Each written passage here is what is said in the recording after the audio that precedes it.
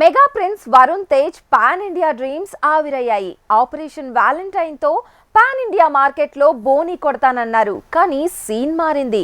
Pan India దేవుడెరుగు local market లో డీలా పడే పరిస్థితి వచ్చింది. 13 సినిమాలు తీస్తే అందులో 6 హిట్లు సొంతం చేసుకున్న మెగా ప్రిన్స్ కి ఎందుకు బ్యాడ్ లక్ బాధేస్తోంది? ఎందుకు హిట్ మెట్టెక్కేందుకు ఇంత ఇబ్బందులు పడాల్సి వస్తుంది? Take a look. Operation Valentine Hindi fighter ని మించిపోతుందనుకుంటే సీన్ రివర్స్ అయింది.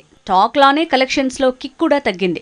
సోమవారం వసూళ్లు పూర్తిగా డ్రాప్ అవడంతో సినిమా ఫ్లాప్ అని ఫిక్స్ అవ్వాల్సి వస్తోంది. 13 సినిమాలు చేసిన వరుణ్ తేజ్ కి అందులో సగానికంటే తక్కువే హిట్లొచ్చాయి.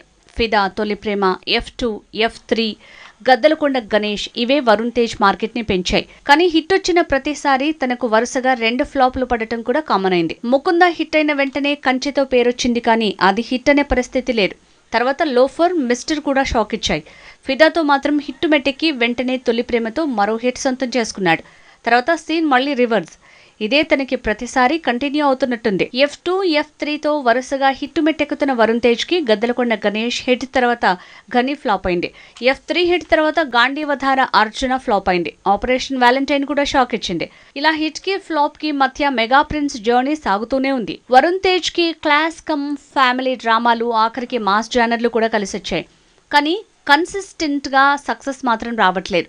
ఆపరేషన్ వ్యాలంటైన్ తో పాన్ ఇండియా మార్కెట్ కలిసొచ్చుడేమో గానీ లోకల్లో కూడా తన హల్చల్ కంటిన్యూ కావట్లేదు.